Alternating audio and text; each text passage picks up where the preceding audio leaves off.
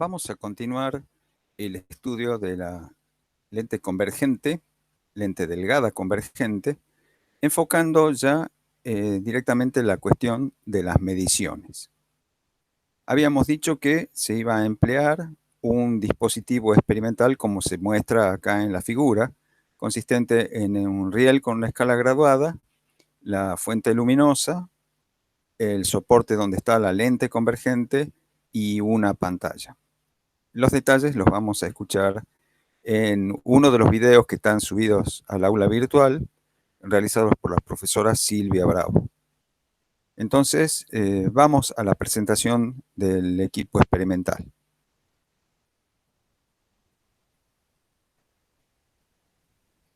El equipo experimental que vamos a utilizar consiste de un riel, contiene una escala graduada en una fuente luminosa, una lente convergente de aproximadamente 10 centímetros de distancia focal, una pantalla que me permite visualizar el plano donde se está formando la imagen. La fuente luminosa consiste de una lámpara de 12 vatios que está iluminando una diapositiva con flechas cruzadas. La diapositiva es la que va a actuar como objeto plano luminoso para este sistema experimental y se puede ajustar de tal manera que el plano que la contiene esté en el cero de la escala, mientras que la lente y la pantalla se pueden deslizar a lo largo del riel. El objetivo de esta experiencia es determinar si esta lente se comporta o no como una lente delgada y, en caso afirmativo, utilizar las mediciones para encontrar el valor acotado de la distancia focal. ¿Cómo procedemos para realizar las mediciones?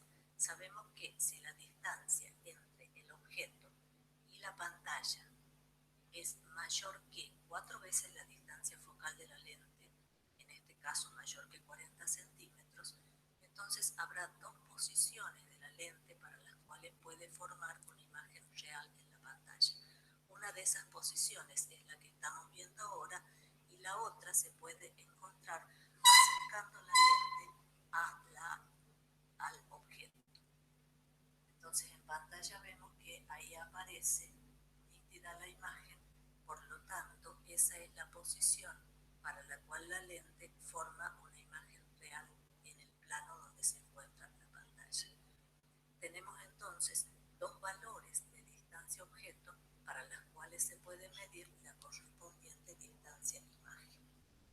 Si quiero más valores para hacer el estudio, entonces se puede deslizar la pantalla hacia atrás y encontrar de nuevo cuáles son las posiciones para las cuales la lente forma una imagen real en la pantalla. Esta sería la posición. Entonces, de esta manera, si continuamos con este procedimiento, vamos a tener distintos valores de distancia objeto para las cuales puedo medir la correspondiente distancia imagen. De esta manera, puedo conseguir valores para completar una tabla como la siguiente, en la cual vamos consignando el valor acotado de la distancia objeto, el valor acotado de la distancia imagen, el valor acotado de la inversa de la distancia objeto y el valor acotado de la inversa de la distancia imagen. De tal manera que con esas mediciones vamos a proceder a verificar la validez o no del modelo de lentes delgadas.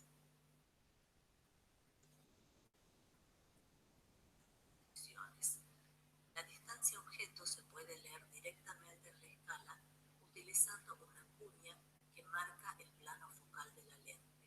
Como el objeto está posicionado en cero, entonces la lectura, en este caso 13,5, es directamente la distancia objeto. Como la medición es directa, se puede acotar con el error de apreciación.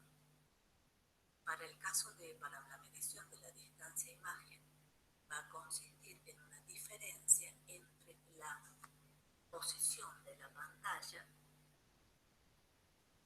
que en este caso se encuentra en 62,6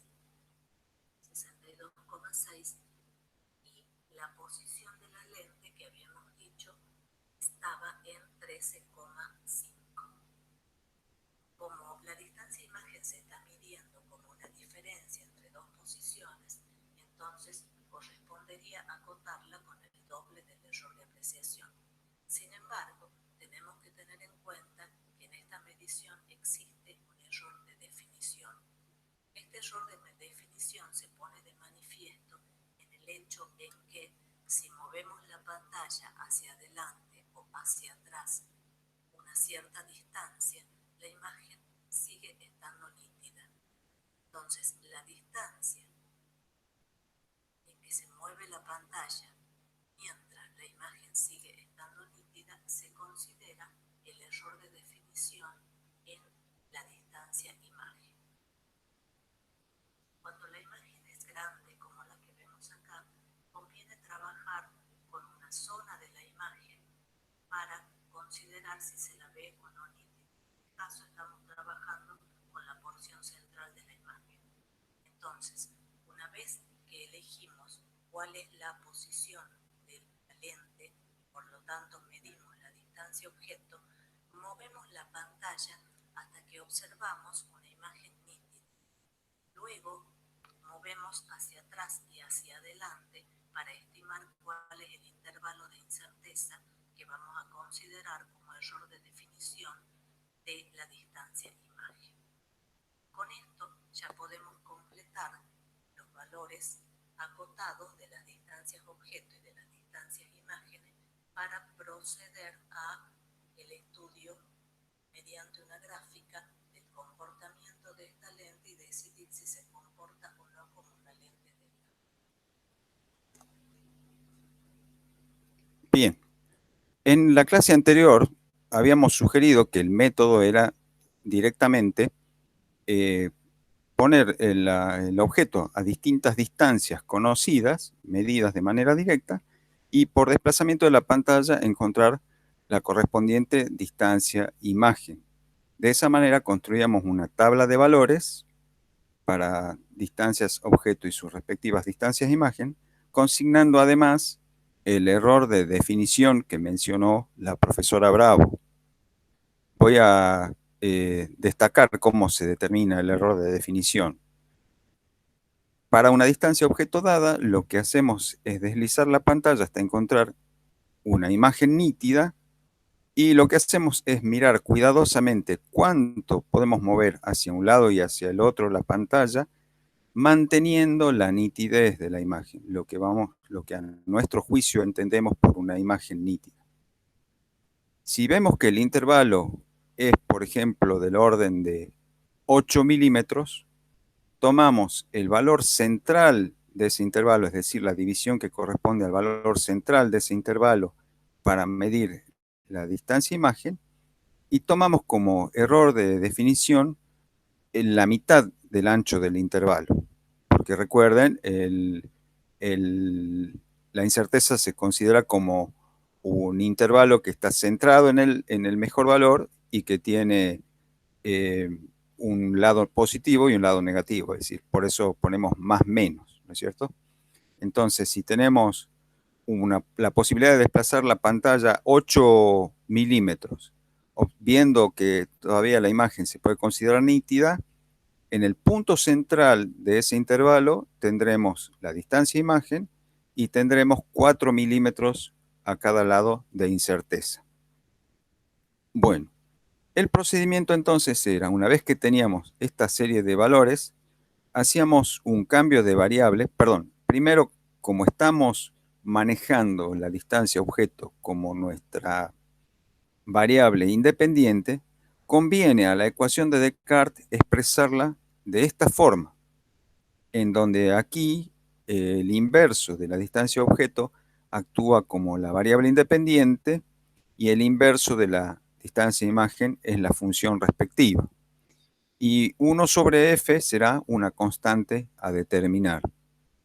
Entonces, ahora sí introducimos un cambio de variable para transformar esta expresión en una ecuación lineal, donde llamamos y mayúscula al inverso de la distancia imagen x mayúscula al inverso de la distancia objeto y a al inverso de la distancia focal, entonces la ecuación quedará de la forma y igual a menos x.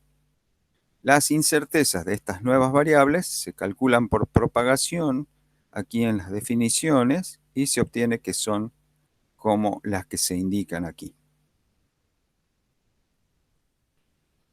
Una vez que se ha linealizado la expresión y se ha construido convenientemente la tabla de valores de estas nuevas variables con sus respectivas incertezas, podemos hacer una representación gráfica en donde si la lente se comporta realmente como lente delgada convergente, los puntos deben alinearse y permitirnos trazar una recta cuya extrapolación intersecta al eje Y en el punto que es la constante A, que es el inverso de la distancia focal que buscamos. Si al punto A le asignamos el error experimental del punto medido más cercano, podemos tener el valor de la distancia focal con su cota. Merece una aclaración el tratamiento que nos propuso la profesora Silvia Bravo cuando mencionó que para una dada distancia, objeto, pantalla, existen dos posiciones de la lente que dan una misma distancia, perdón, que forman imagen nítida en la pantalla. Eso era algo que no vimos en la clase anterior, así que ahora vamos a dar una pequeña explicación de cómo se llega a eso. No modifica para nada lo que hemos dicho, agrega un poco más de claridad al enfoque experimental del estudio de la lente convergente. Por ejemplo, ya vamos a volver sobre las mediciones. Por ejemplo, consideremos que el objeto está en una cierta posición y a una distancia d mayúscula está la pantalla. Lo que queremos determinar es a qué distancia O del objeto hay que poner la lente de manera de estar seguros de que se va a formar una imagen. Ese es el planteo del problema. Entonces, tenemos nuestro banco óptico donde ya están montados el objeto y la pantalla. Lo que queremos saber es dónde ubicar la lente para estar seguros de que vamos a tener éxito al momento de buscar una imagen en la pantalla. Bien, la distancia D es conocida y dentro de ella están justamente la distancia objeto y la distancia imagen que todavía no están determinadas. Por otro lado, tendríamos que tener una idea de cuánto vale la distancia focal, porque fíjense, si nosotros con este par de ecuaciones, sustituyendo la primera en la segunda, obtenemos esta ecuación, aquí aparentemente tenemos dos incógnitas, la distancia objeto y la distancia focal f, que es la que nos estamos proponiendo medir. Entonces, ¿cómo vamos a encontrar la distancia objeto a la cual hay que poner la lente para tener una imagen nítida si todavía no conocemos f? Bueno, lo que estamos haciendo en realidad es un trabajo de planificación previo para las mediciones. Entonces, lo que vamos a hacer, como hacemos siempre en planificación, es buscar un valor estimado de una de las magnitudes que nos permitan determinar las demás.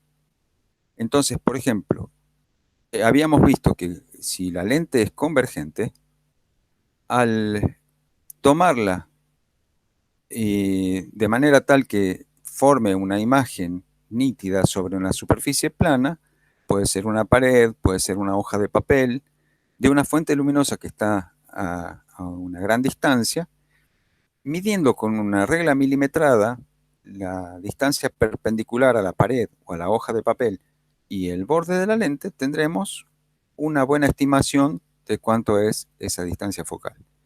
Sirve como estimación, no es una medición. Lo que estamos por hacer es usar ese valor estimado para hacer este planteo y tener planificado el equipamiento experimental para las mediciones. Bien, si ya tenemos una estimación de la distancia focal, lo que se puede hacer ahora es resolver esta ecuación para O, que será la incógnita. Entonces, tomando denominador común en el primer miembro, nos queda esta ecuación, en donde se cancelan menos O con más O. Si entonces reordenamos la ecuación, llegamos a una ecuación de segundo grado en O, cuyas soluciones serán las dos posiciones objeto que mencionó la profesora Bravo, que van a dar imagen nítida para una misma distancia entre objeto y pantalla. Esas dos posiciones vienen dadas por las raíces de esta ecuación de segundo grado, en donde, bueno, esta es la ecuación típica de las raíces de una ecuación de segundo grado, en donde el radicando se conoce como el discriminante, que para que las raíces O1 y O2 sean reales, debe ser mayor que cero. De esa condición surge también lo que nos mencionó la profesora Bravo en su primer video, de que la distancia entre el objeto y la pantalla debe ser por lo menos 4 veces la distancia focal.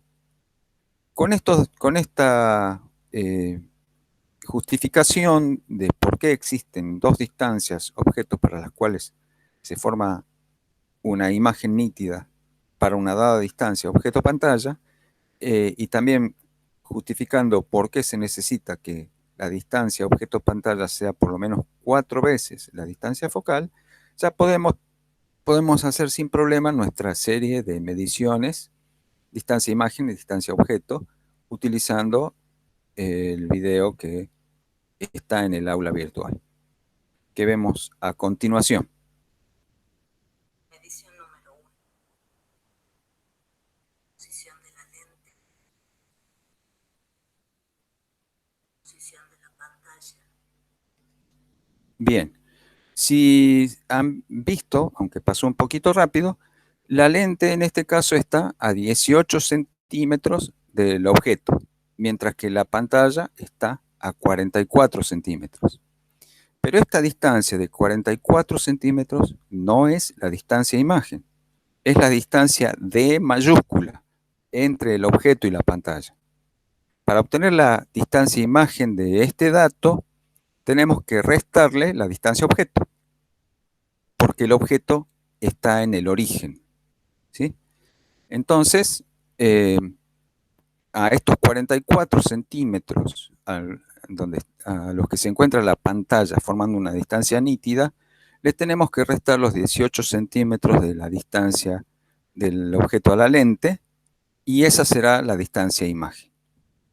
A continuación vamos a ver cómo se determina la incerteza de definición de la distancia imagen.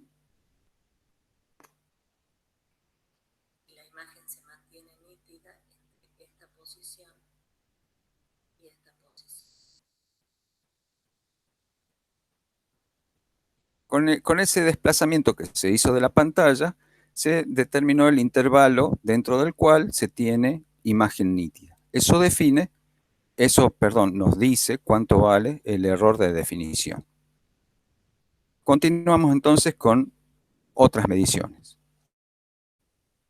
Cabe aclarar que la imagen no se ve nítida en su conjunto, que estamos trabajando con la porción central de la misma. Segunda medición. Posición de la lente. Posición de la pantalla. Si se fijan, la distancia a la pantalla es de nuevo del orden de los 44 centímetros. Es decir, la profesora ahora ha ubicado la lente en la segunda distancia objeto para la cual hay una imagen nítida para la misma distancia objeto pantalla. Ella decidió proceder así para obtener los datos experimentales. Para cada distancia objeto pantalla, encontrar las respectivas posiciones de distancia objeto que dan imagen nítida. La imagen imagen se mantiene nítida entre esta posición y esta posición. Medición número 3. Posición de la lente. Posición de la pantalla.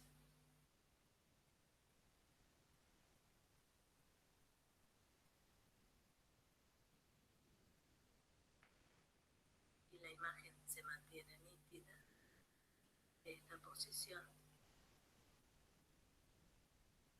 y esta posición.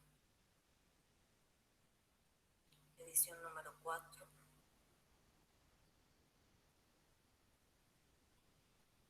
Posición de la lente. Posición de la pantalla. Y la imagen se mantiene nítida entre este valor y este. Edición número 5. Posición de la lente. Posición de la pantalla. Y la imagen se mantiene nítida de esta posición y esta posición. Edición número 6. Posición de la lente. Posición de la pantalla. Y la imagen se mantiene nítida entre esta posición y esta posición. Edición número 7. Posición de la lente.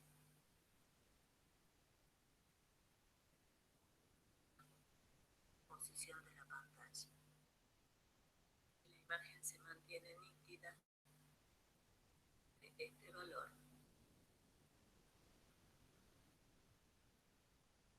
y este valor. Edición número 8. Posición de la lente. Posición de la pantalla.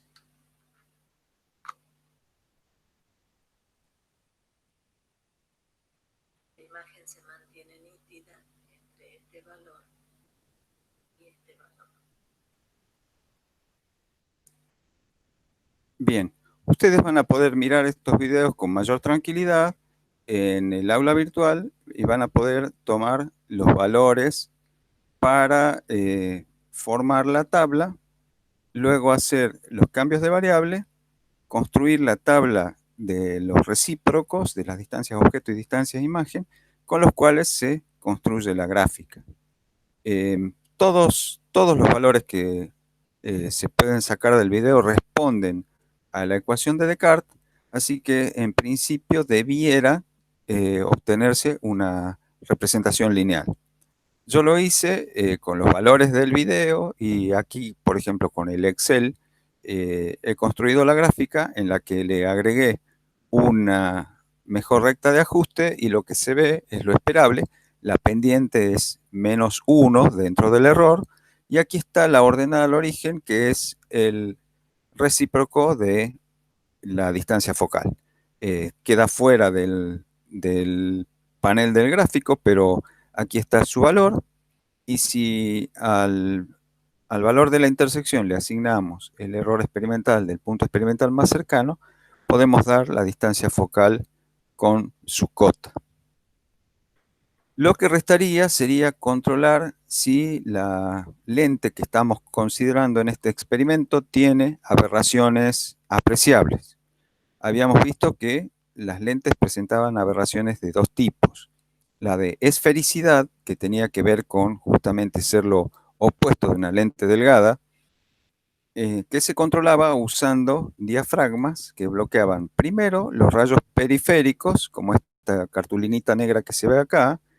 Esta cartulinita negra puesta sobre la lente va a bloquear los rayos periféricos y va a dejar pasar solo los rayos más cercanos al eje óptico, que en el video se les llama los rayos centrales, que nosotros les llamamos también, y otros autores les llaman los rayos paraxiales, es decir, cercanos y paralelos al eje óptico. Entonces vamos a ver cómo se hacen los controles de aberraciones de esfericidad y de cromaticidad. Aquí se ve también un poquito al costado, este es un pedacito de film transparente color rojo, un celofán rojo que va a actuar de filtro para bloquear todos los colores menos el rojo, para controlar la aberración de cromaticidad. Veamos entonces los controles de aberración. Perdón, aclaremos. Aquí está eh, el, el criterio con el que se va a controlar la aberración de felicidad. En la clase pasada nosotros habíamos dicho que debíamos usar dos tipos de diafragma. Los que bloqueaban los rayos periféricos y dejaban pasar los paraxiales, que forman la distancia focal F paraxial, y un diafragma central que bloquee los rayos paraxiales y deje pasar los periféricos, que forman el punto focal F periférico. Si la la diferencia en valor absoluto entre ambas distancias focales es menor que 2 veces el error de determinación de este método, entonces podemos considerar que la lente tiene aberración de esfericidad despreciable. Bueno, aquí se sigue un criterio un poco más práctico. Es simplemente colocar un tipo de diafragma, el que bloquea los rayos periféricos. Se trabaja solo con los rayos centrales. Entonces, obtenemos la distancia focal de los rayos paraxiales. Como ya hemos determinado la distancia focal, o ya tenemos datos para determinar la distancia focal sin ningún tipo de diafragma, lo que se va a controlar simplemente es esta diferencia entre la distancia focal para los rayos centrales o paraxiales y la distancia focal sin ningún tipo de diafragma. Vamos a controlar esa diferencia si es que es menor en valor absoluto que 2 veces el error de determinación de F. Si esto se cumple, basta que esto se cumpla para asegurar que la lente tiene una aberración de esfericidad despreciable. Bueno, entonces vamos a ver el video donde, perdón, no está incluido el video en esta presentación. Bien, lo vamos a buscar.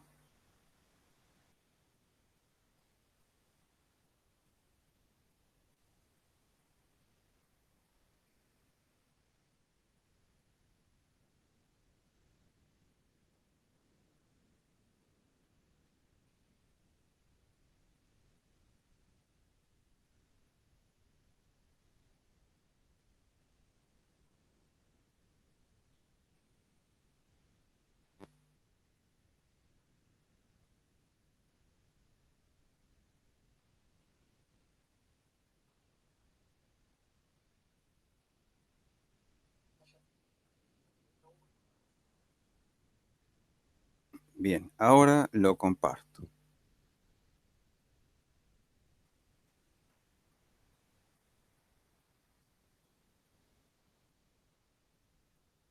Mil disculpas.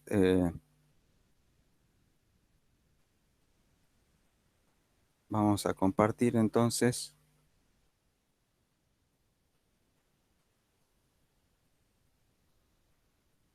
A presentar este video.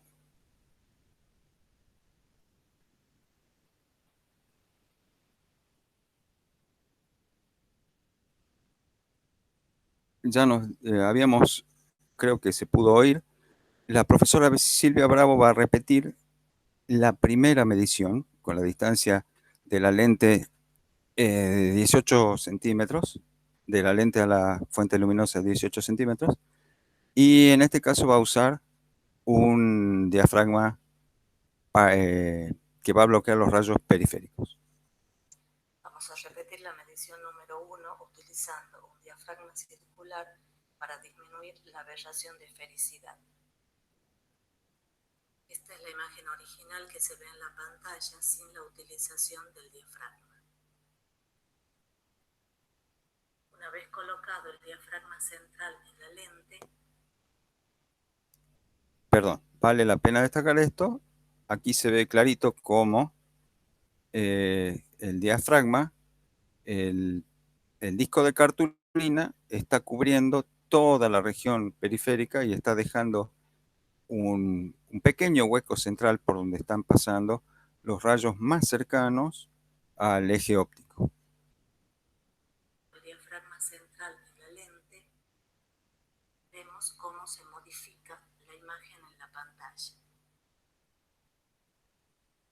Al trabajar con los rayos centrales que inciden en la lente, se observa que la imagen se ve nítida en su totalidad y la posición de la pantalla no ha necesitado modificarse. Esto es muy importante. Ya se ha puesto el diafragma que deja pasar solo los rayos paraxiales y la distancia objeto-pantalla sigue sin modificarse, está de nuevo a 44 centímetros. Quiere decir que esto ya es una demostración de que la lente no presenta aberración de esfericidad notable, porque de lo contrario tendría que haber habido un cambio significativo en la distancia a la pantalla, porque tendría que cambiar mucho la distancia a imagen. Lo que sí produce el diafragma de rayos centrales es un aumento muy grande de lo que se denomina profundidad de campo. Es decir, se forma una imagen nítida para distancias de imagen en un intervalo bastante grande, como se va a ver a continuación.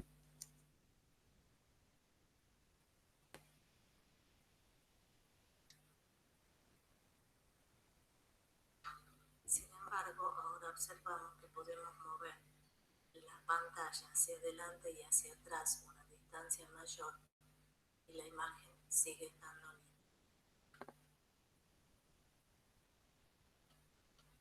La imagen en la pantalla se mantiene nítida ahora entre este valor y este otro valor.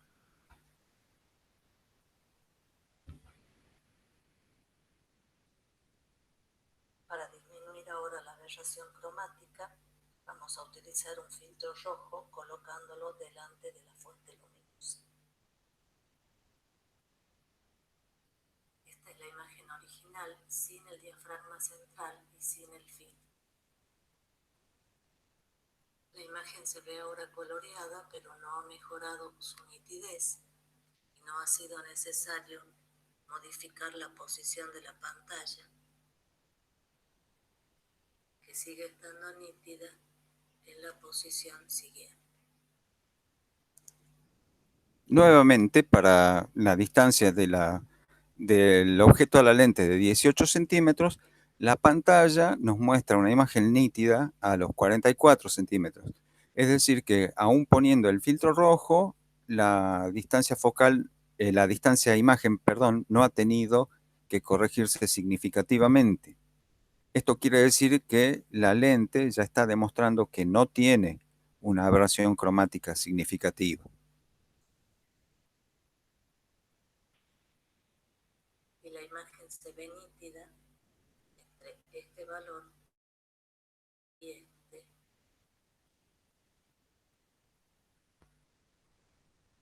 recordando que no tenemos puesto el diafragma circular en la lente. Vamos a repetir la medición número 1. Bien. Volvemos entonces a la presentación de las diapositivas. El control de aberraciones de esfericidad quedó satisfecho con la prueba solamente con el diafragma de rayos centrales, es decir, que deja pasar los rayos centrales, bloquea los periféricos. Vamos a adelantar.